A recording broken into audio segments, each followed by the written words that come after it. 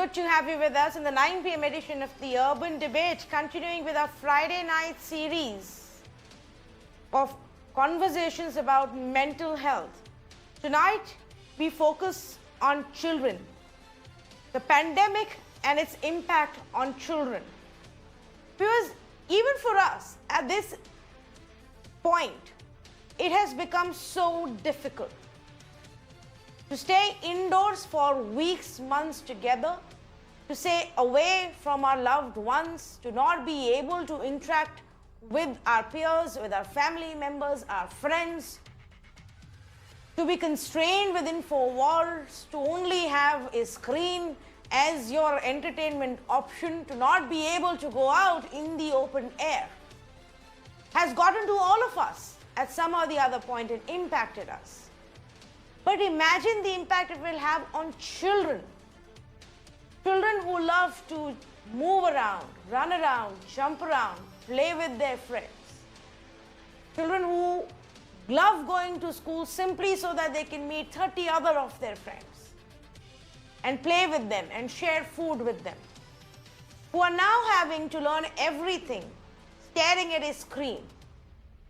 Who are now interacting largely with only adults and not those of their own age, who are now finding it difficult to understand why can't they go out to the playground and play with their friends anymore. Not just that, many have also gone through the pain and the stress of being separated from their own loved ones in the same house when somebody gets infected with COVID.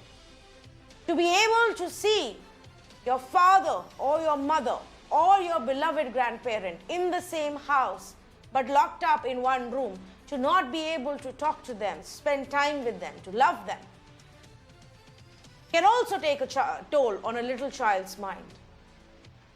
So let's talk about children tonight, their mental health, the growth of their own minds. They are at that stage where every single thing really shapes how they become as a person as they grow up. How will all of this impact them? What are the things that as parents we should know, we should watch out for, we can do to help our children? I say good evening to a whole host of experts who are joining me right now. Dr. Gitanjali Kumar, counseling psychologist with the CBSC Helpline. Kiran Tevtia, child behavioral psychologist. Pooja Yadav, counselor for Darbari Lal DAV Model School. She's also a CBSC counselor. Dr. Kamaraju, child and adolescent psychiatrist and director for the REACH, founder for the REACH Foundation for Community Services as well. Dr. Naveen Thakur, president for the International Pediatric Association, joining us this evening as well. Kiran, if I could start off with you first. Just to understand, and now it's not just a matter of 1 week or 1 month. We've gone through a large part of last year. We are back to that kind of a locked up situation again. For youngsters, especially those in the age of 4 to 10 or even 12, how does this play out for them?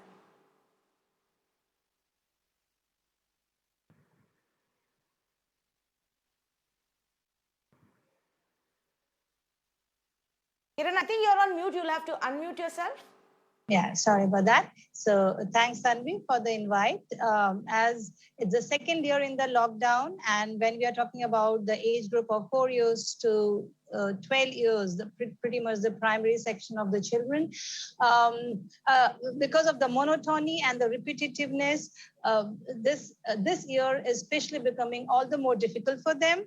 And because this time the virus has come so close, and either the family has directly been impacted or at least some near and dear ones have been impacted. So the overall anxiety which is happening around them, they are feeding on them, and it definitely is causing them more anxiety this year as compared to the last one, Tanvi.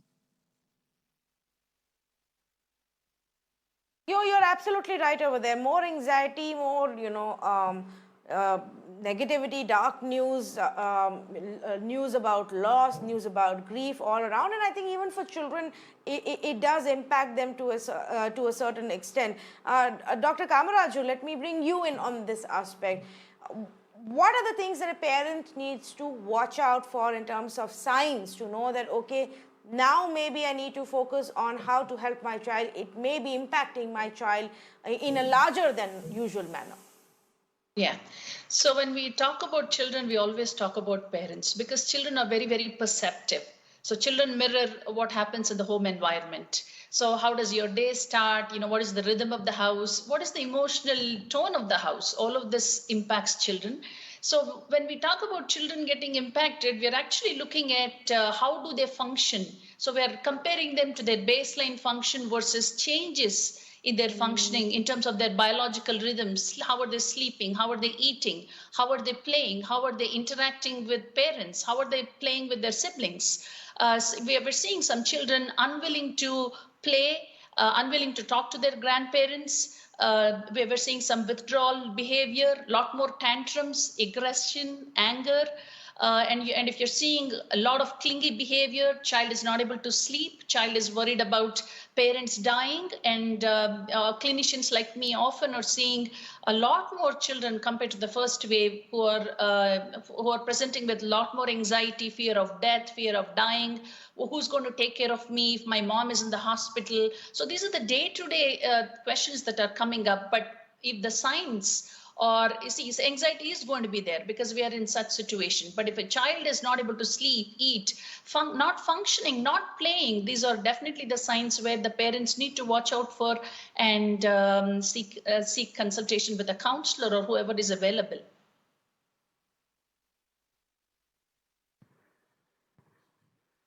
Okay, let's talk about it. And you raised a very interesting aspect, which is, of course, it's a lot about parents and what they need to do. So let's talk a little bit more about that. Dr. Naveen Thakur, how do parents ensure that while they have to tell their children, you can't meet your friends, you can't go out to play, you can't go to school, they still find ways of keeping them active and happy within the household?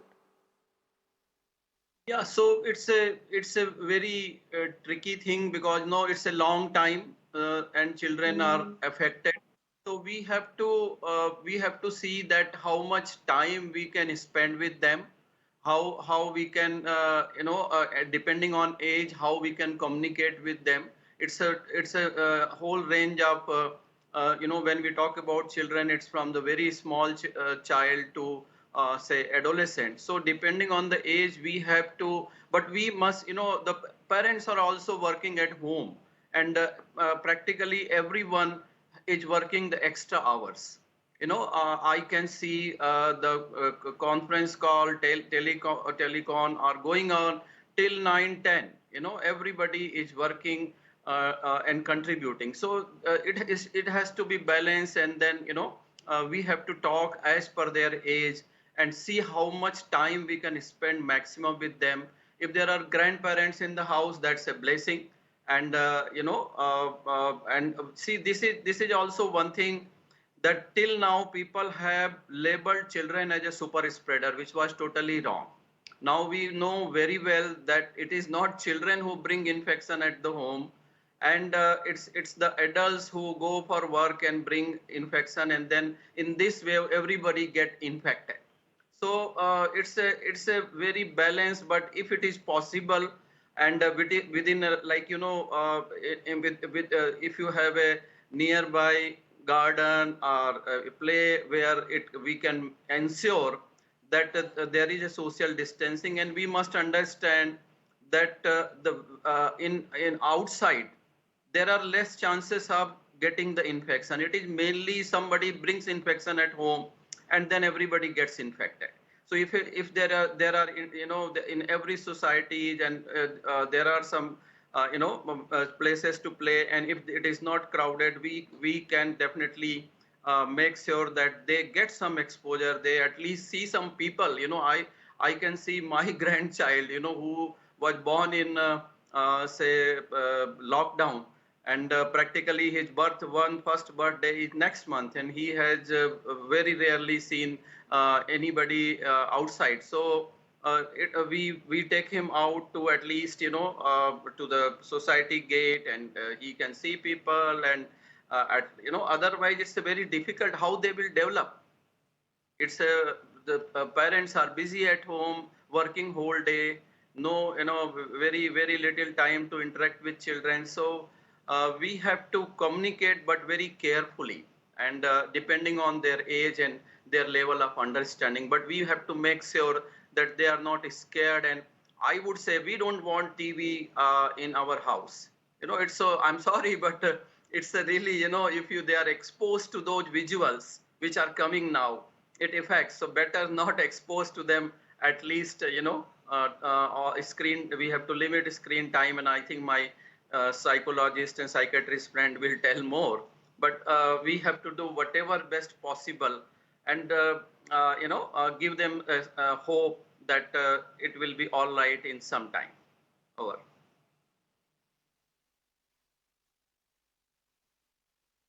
Interesting that you say that. Let me take that forward, Dr. Gitanjali Kumar, because at one hand we need to keep them away, minimize their screen time. Definitely, perhaps,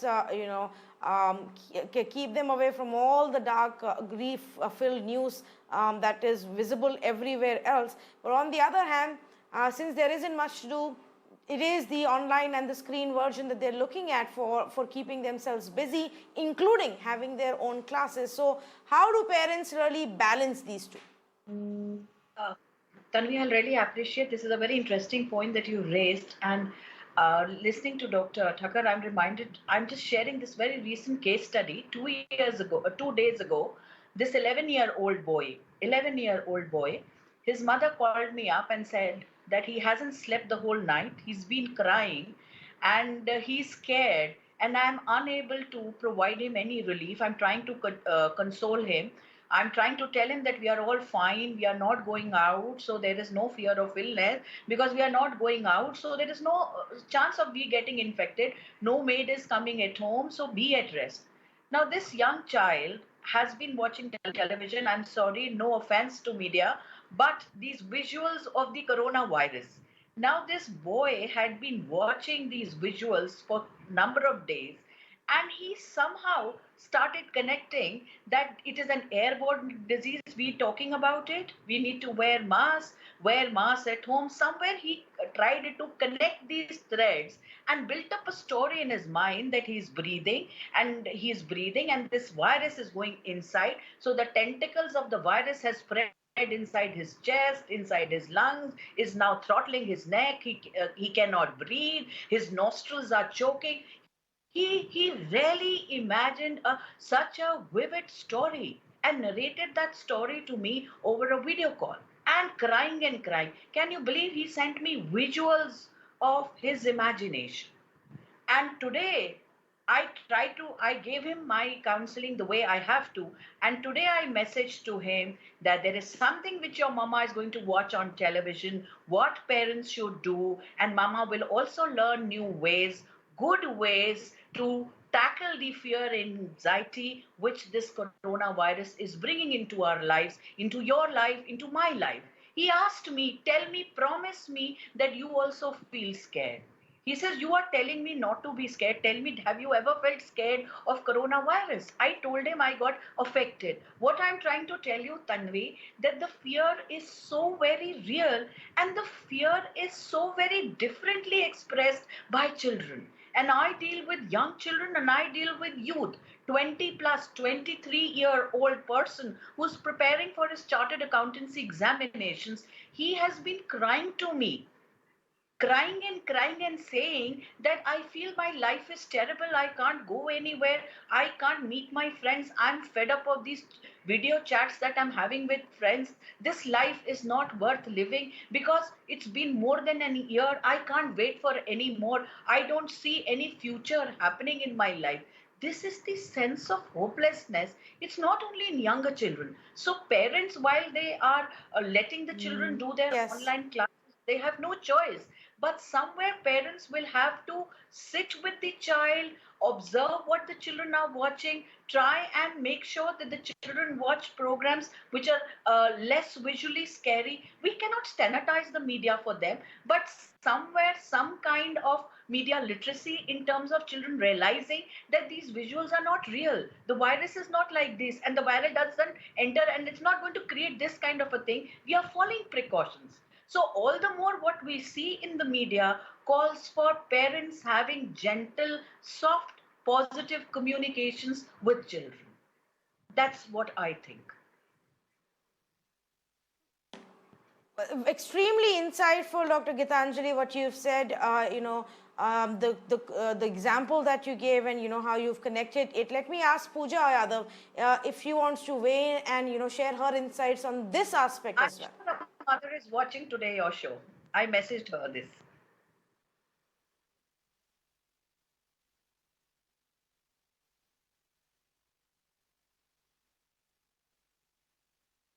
Pooja, I think you're on mute. Am I audible? Can you Yes, hear you me, are. ma'am? Go ahead, please. Yeah, okay. So I was sharing that I agree with Gitanjali, ma'am, the kind of case studies she is referring to. The similar times I have also been taken care through the school, where I got a call from a parent who was anxious herself, telling me that both husband and wife are COVID positive, and the little son who is in class grade 5 is experiencing a lot of anxiety and depression right now, and she wanted my help to deal with that particular situation. So when I called up the child, obviously right now the role of a school counselor is not just limited to giving career advices and everything which usually people think about. It's more of a comforter right now, more of a person who can listen to the child carefully and patiently. So that is what he needed at that time. Only 5 minutes talk and the child was relaxed. So definitely, maybe younger children are not able to understand the kind of situation that is happening. I'm talking about little kids. They don't know what is virus. Maybe they don't know what is going on. But yes, they are very much surprised with what is happening. Obviously, there are a lot of changes in their lifestyle. They are seeing that working parents are not going to their work, to their job. So obviously, they are feeling very much anxious and stressful. So, yes, the role of a parent definitely becomes important. And like Gitanjali ma'am has already said, we have to see how we are perceiving the situation as parents, as caregivers, because monkey see and monkey do. If we are anxious, our children are definitely going to be anxious, definitely going to be stressful. So we need to see how meaningful conversations we are having in our home setting, what kind of news we are talking about, what kind of items, what kind of screen time we are giving to our children.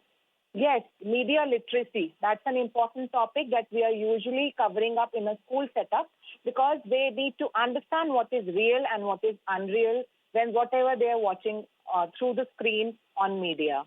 So I agree definitely with everyone, even Mr. Naveen, what he has said. I would say that during this pandemic, we have ultimately realized the real definition of health also. Earlier, it was only absence of disease, but now everyone is agreeing to this part that mental health is more important and is needed to be taken care of. And this is what is mental health, what is creating more and boosting our immunity and helping us to keep the virus away, basically. So finally, we all have understood that mental health is more important, and our role as a counselor, as psychologist, has increased now, because we are not only tackling with students, we are also dealing with parents and the school staff as well, to make them feel more resilient and be able to cope with the situation nicely.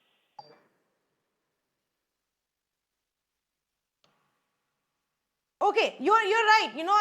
And a lot of what the children absorb and feel and perceive is what is happening around them, including the way Right. Their parents or the other family members may be reacting and maybe what they're talking, what they are showing.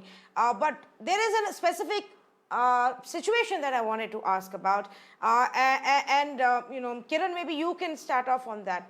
What about homes where family members have been infected, where the mother or the father or both of them together are affected with COVID have had to isolate them with a little child at home. How do you handle that child? How do you explain it to that child to not worry, even though he will or she will not be able to see their parents for the next 15 days? Right. Tanvi, often young children internalize the fears and they are not so good in verbalizing their anxieties.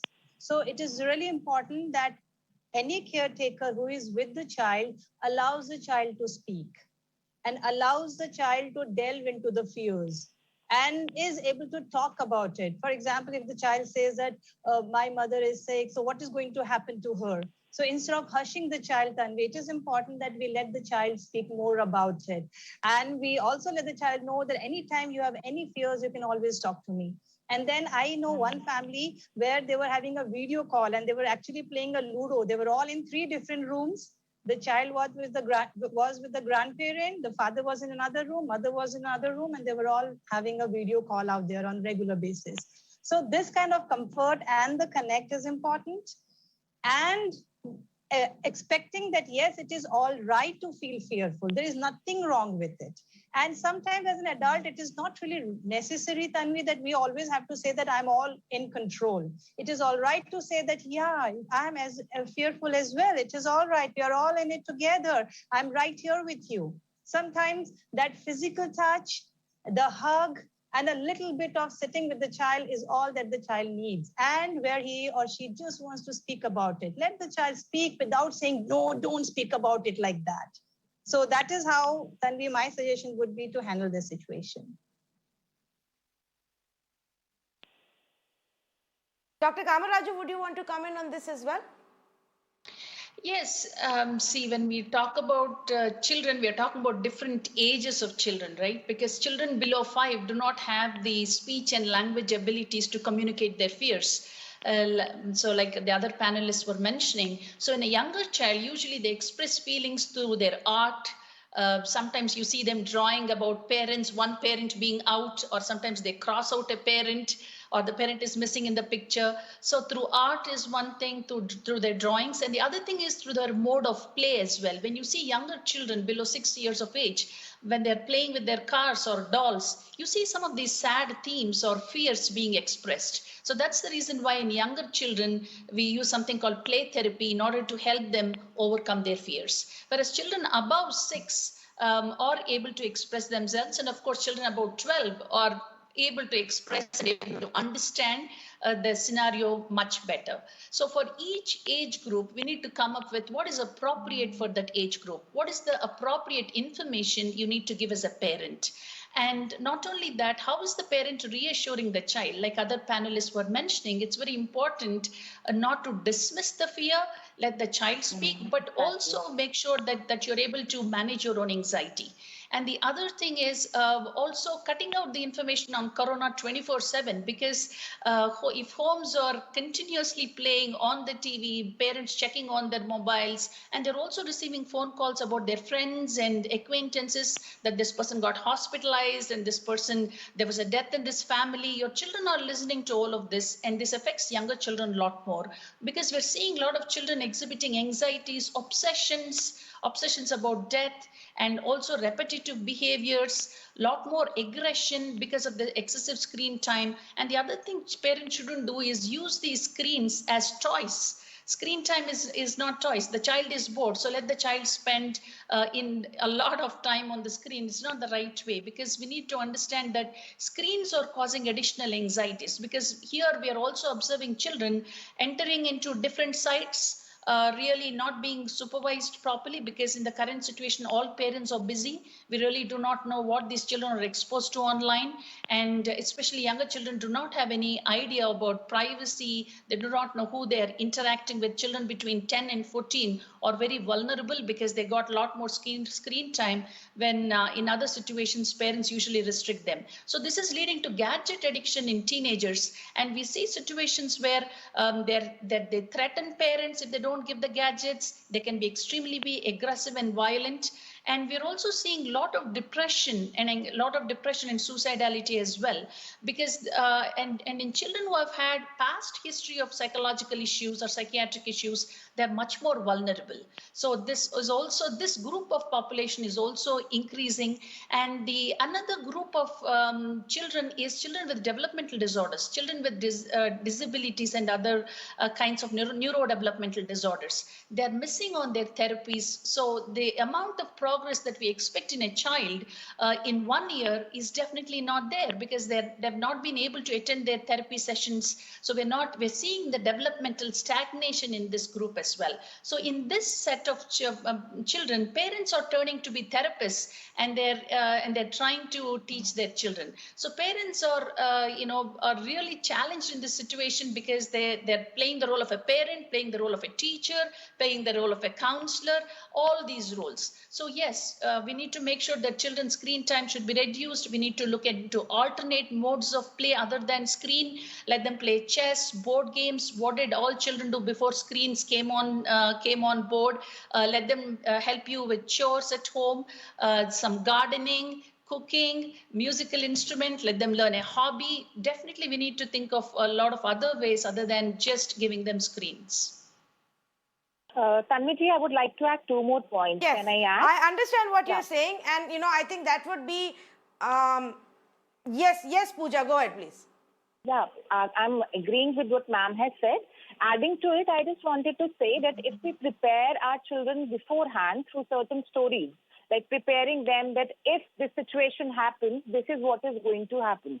This is how the home environment is going to change, is going to help the child to adapt to the situation in a positive manner. Like telling them that if this problem is happening, if I turn COVID positive, this is going to happen, and why it's happening, why there is an isolation, why I am going away, or why I am restricting to one room.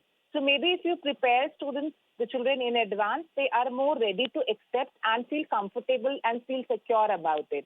The second thing which I want to add is there is one, like we usually say, to involve children in a calm down box kind of a technique. It's called a comfort box, which can be used with anyone, even if with the child, even as an adult, we do use it. Basically, the idea is to have a space, to have some kind of a box where child has everything in it that includes, it could be clay, like ma'am has said, it could be Play-Doh, it could be storybook, it could be crayons and colors, because these are the activities which help them in regulating their own emotions. Like if I talk about, coloring pages, crayons, these are soothing kind of an activities. Play-Doh, again, regulating my emotions. Maybe skipping rope, so it's a kind of physical activity that's going to, again, remove my pent-up stress. So that box may include certain kind of an item that would help child to feel that this is my box, this is my regulation box, which I can use every day or any time when I'm feeling stressed. So I always encourage parents to have such kind of a box for child, where the box which can be used by children anytime during the day whenever they feel that they are stressed out and they are angry. Again, like everyone here expert is saying, we are not going to say that this is wrong, but we are going to say we have to learn how to deal with it constructively. So that box, that daily exploration of that box, Yes. the child is able to regulate the emotions more positively. Can I come in, Tanvi? Well, interesting idea, and I hope some of the parents who are watching this will attempt to do this as well. I just want to also point out the phone line. I've opened up the phone lines because I think all of you are giving such great insights, and helpful ideas that in case parents do have specific questions right now in these tough times on how to make it easier for their own children, then they can call us up and we'll have the experts answer as well. Dr. Naveen Thakkar, you wanted to come in? Yeah, so, as a pediatrician, I would say, all my panelists said about slightly older children. As a pediatrician, we come in contact, we get a call that I am COVID positive and I have grandparent, means parents of that, parent in their house and a small child, 3 months, 4 months, 1 year. And what mistake they do, they send away the child to somebody else's home. That's not the right thing to do. In this outbreak, the second wave, we have to understand practically if it comes into the family, everybody gets infected. So the first thing is to isolate the grandparents. Don't isolate the child. because by the time parents get infected, mostly that small child, very very young child mostly get infected, and it's not possible if child is breastfeeding or very small, never send him away or never give him away to give to the grandparent. First, isolate the high risk grandparents. Now, you just keep a watch, handle. Most of these parents are, very have mild symptom, so they can continue to take care of the household work, child, and mostly what we have seen, practically everyone, and we have to also explain to them that in children, they are more worried, not worried about them, they are worried about the child. Doctor, my child will get COVID infection or what? So we have to explain to them that the COVID infection in children is mostly very very mild, mostly when we can say almost below 5 years, very mild, and even ever 5 to 12 years or so, also not many cases. So we have to explain it to them that you take care of yourself. If you don't take care of yourself and try to protect your grandparents of the child, that's very very important. Never send the child away to somebody else home. If it is very small, you continue to take. If you are breastfeeding, continue your breastfeeding with all the proper precautions, and just try to protect the most vulnerable people in the house. And finally, we have seen whatever we do, everybody gets positive, and most of the time it's mild. So once they all are positive, they don't have to be isolated. They can use mask and all that, but they can live together. I will give you a very personal story.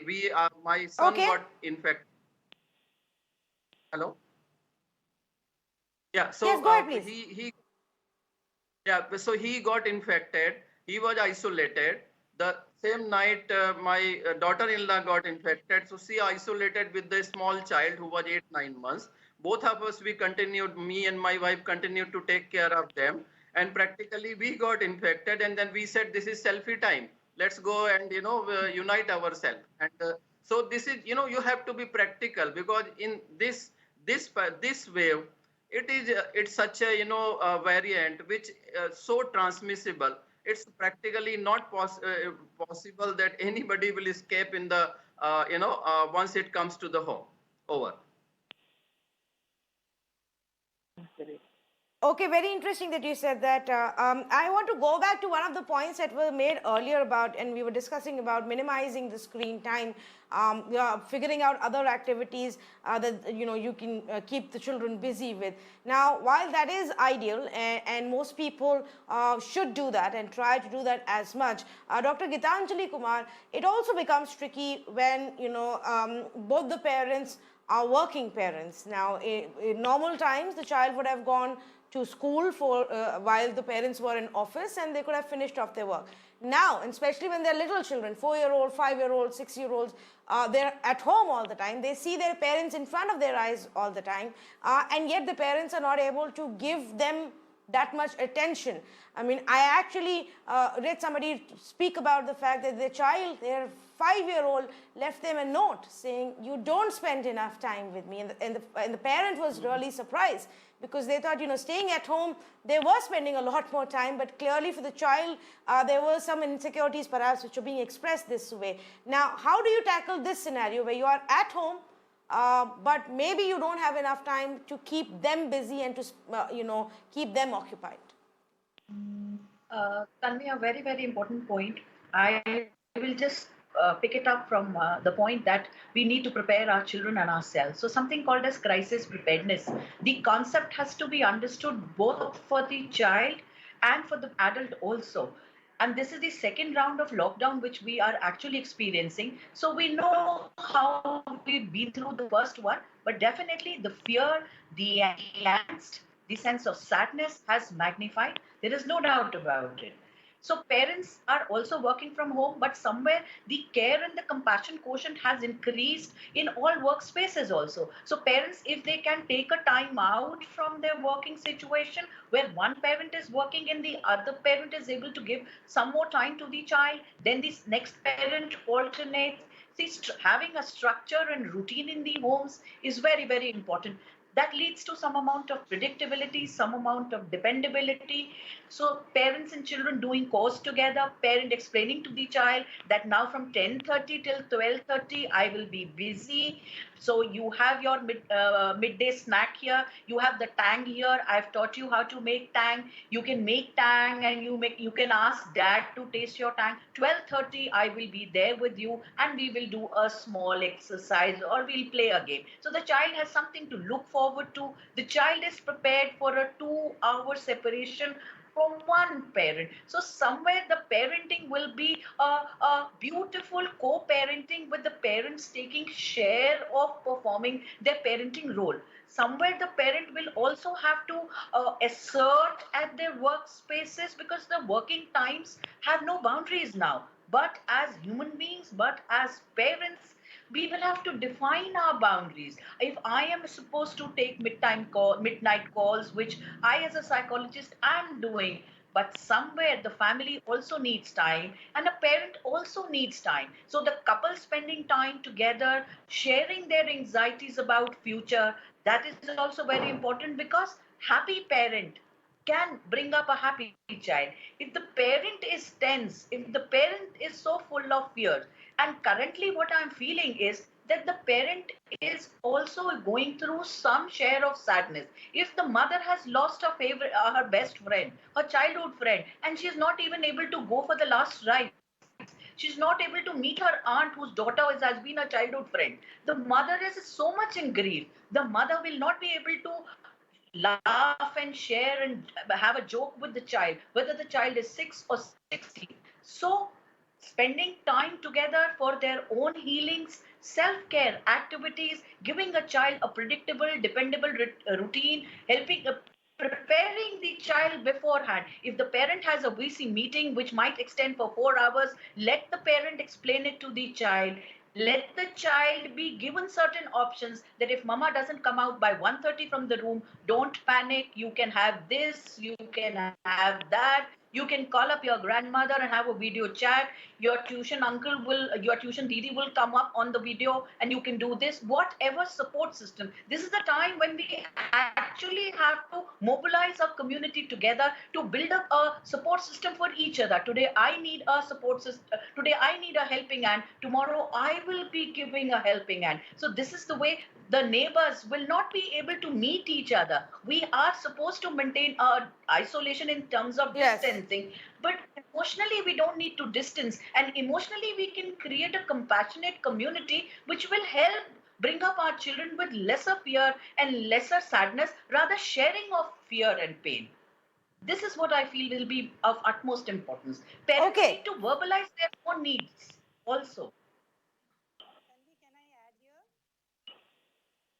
Very interesting, and I hope people who are watching this are listening and taking notes as well. I have another question, and now let's keep aside the existing, dark, tough times that we are all looking at, and all of that news that surrounds us, and how we're dealing with it. And almost every family would have some of the other kind of loss already that they would have faced, and that will impact them. But I'm going to keep that aside right now and speak about another issue, again, because this is the second straight year where we're living this kind of a life.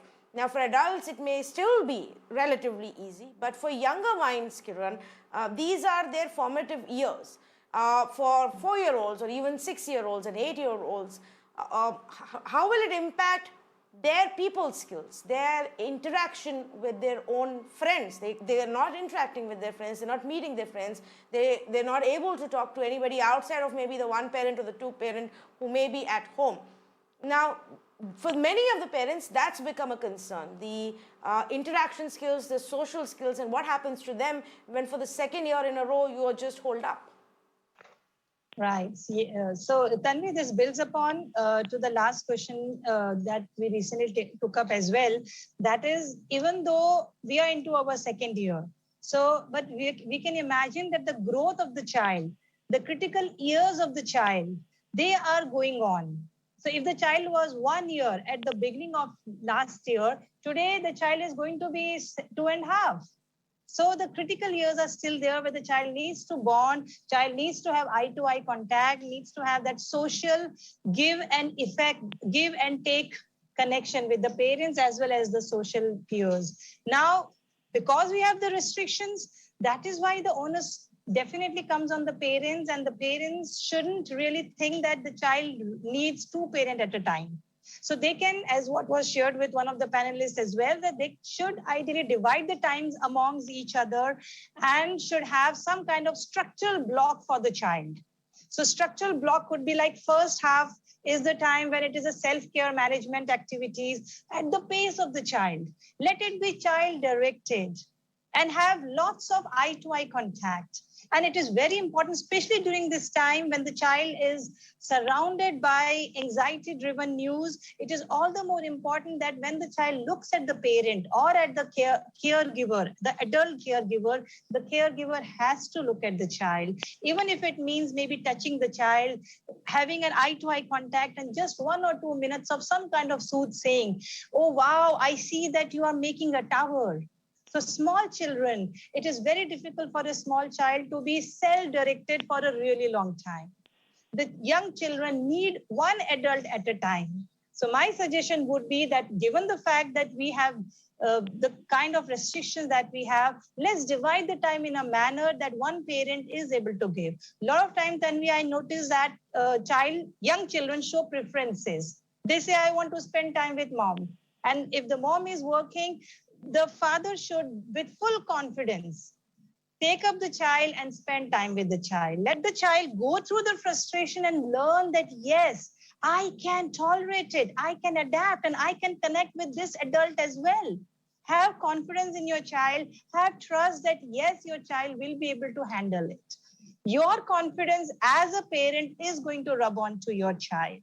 So please spend some time with your child without worrying that is my child going to be, is my child not going to learn the verbal and non-verbal aspect of communication. However, if the child is sitting with the devices, it is definitely going to affect, and their development milestones definitely are going to get delayed. So avoid short shrifting. Short shrifting where the child need to learn to eat, child need to learn to sleep at the 3 years old, 4 years old, and we are having devices at the time to short circuit around it. This is the time when they need one adult at a time. So please arrange your day in such a manner. That's my advice to the parents. And without worrying that will they be able to connect with their peers, they would be. That's a natural inherent need of human being. We are all social. They will learn it, provided you are giving them that connection at this point of time. Thank you. I would like to add here, ma'am. Thank you so much for taking that question of mine. Yes, go ahead, Pooja. Yeah, I was just wondering with your question that do we have any choice here? Can we say that no, my child is not having developmental milestones? Do I have a choice to make him go outside to play? I myself have a child of 5-year-old, and I would agree that there are certain things which he is lacking in, and maybe he's lacking the time of gaining that particular skill. But I'm looking it into a positive sense that there are certain new virtues that I am able to engage him into. There are certain things which are possible because of this lockdown right now. So it could be general gratitude feeling, that feeling happy about what we have rather than craving about what we don't have. And maybe feeling that connection, which maybe was not possible when I was going to my school during work hours. I think every parent is learning the new way of parenting. Your child is learning how to regulate the emotions. Maybe the coping skills of your child is increasing day by day. You as parents are making making your child learn the dignity of labor when you are actually working together as parents, like ma'am has already told you. So there is always a silver lining in that darkness. So we have to look forward to certain positive things that are happening during this lockdown. No doubt we are becoming more creative because we know that the child is not able to go out and play. We are thinking of certain activities in the home setting so that the gross motor skills that we talk about are developing in our child. We are thinking about different ways that how can a child develop cognitively during this period of time. So I think our role as a parent has become more challenging, but I also feel positive about this thing, that there are certain more things that we are able to give to our child rather than thinking about what our child is lacking in it. No doubt, I agree. I have seen the children in my family who are more restless, more irritated, more angry. But I think as a person, as an individual, that this is a time when I'm able to connect more with my child right now. Tanvi, can I say something? Okay, if I can just go across to Bubbly. Just if I can just come back to you, one of our viewers has been waiting on the phone line. Let me just get in. Bubbly is saying, calling us from Mumbai as well. Good evening. What would you like to say? Good evening, Tanvi. I'm from Bombay. I have a little granddaughter of 3 years who came back with me a month and a half ago from Canada. And believe me, this 1.5, 3.25-year-old child, she used to hear the ambulances passing very often near my house. So one fine day we had to explain to her. We explained to her everything what COVID-19 is. Today, she explains to us. And she is so confident child. And she says, there's nothing to worry, but wash your hands, do this, do that, and everything. She talks to everybody. I find that a child should be explained everything at a tender age. Don't push anything under the carpet. Don't tell them no. Don't hide things from them. They will never get scared. They groom very well. She has a lot of screen time. I'm sorry, because that's the only way that she can go through a lot of things. She's learned, in fact, much more than a 5-year-old Indian child will be knowing. A brilliant grown-up child. I would love you all to meet her someday. But believe me, that child is not scared, but she is more protective about herself, about the family. She sees that the maid that comes, her hand is washed, she's wearing her mask, and she tells her, I hope you take care of your your daughter too. So please, there's nothing, no children get scared. Don't put it into their head that they're scared. Well, thank you for calling and thank you for sharing that. I do know, many like your granddaughter, who've now become the ones who remind their parents to wear the mask every time they have to step out and to sanitize every time they step out as well. Dr. Gitanjali, you wanted to make a point before this. Go ahead, please. Just taking cues from the conversation here, see, we will not be able to generalize that all children are able to handle fear and anxiety. Some children handle it very well. But the point here is let's give the children the liberty to express themselves. If we are sharing some understandings with them, if you're explaining something to them, what have they gathered out of it? What have they understood? Now the bell of the ambulance has a particular tone. The bell, how it rings. Now this creates an element of fear in all of us also. Sends us in a tone of panic. So I remember telling a mother, and she's practicing it every time they hear the ambulance ringing. They sit and say a prayer. They stand and say a prayer. Now the daughter and the son are reminding their parent while they're on a call. They send a slip inside from the door. Mom, prayer. Mom, prayer. Agreed. So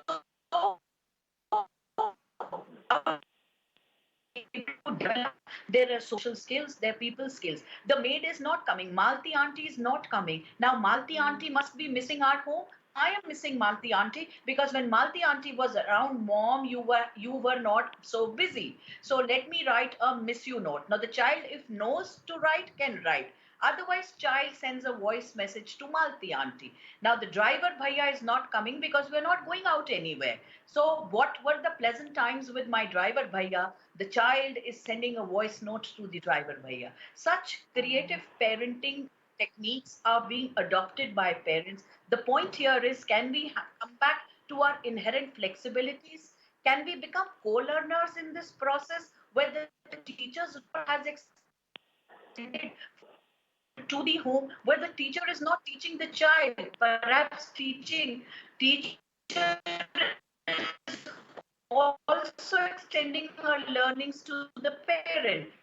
The parent is not, the home has a culture. Right. Every home has their own climate. Every parent will differ and figure out the vocabulary which their child would understand, how they can communicate with their child. So there will be very Correct. personal journeys of self-discovery and empowerment, and we need to encourage that in all homes. Tanvi, Correct, can I share a absolutely. quick And story? you're absolutely right there. You know, every child is different, every parent's teaching style, parenting style is different, and it's personalized and customized to their own setup, of course. But this larger conversation definitely did help. I'm sorry, I'm completely out of time. I wish I had more time though. But thank you so much to all of you for joining me, on this conversation and sharing your expertise and sharing your insights. I hope it was helpful for the viewers as well. I think largely, one, as a parent of a little child, you need to ensure that around that child, you keep up a relatively cleaner, more positive, stronger vibe setup. Keep them away from all in all dark news. Keep them definitely more occupied. They can't go out, they can't play, they can't meet their friends, but there's so many other things that you can do at home. Try and keep them occupied, which may not necessarily all have to do with staring at one screen. But when you see certain signs, of fear or panic or anxiety, sleeplessness or eating too much, or children not expressing, then you must definitely look into why that's happening. Seek out an expert's advice if you have to. Thank you so much for joining us on this conversation.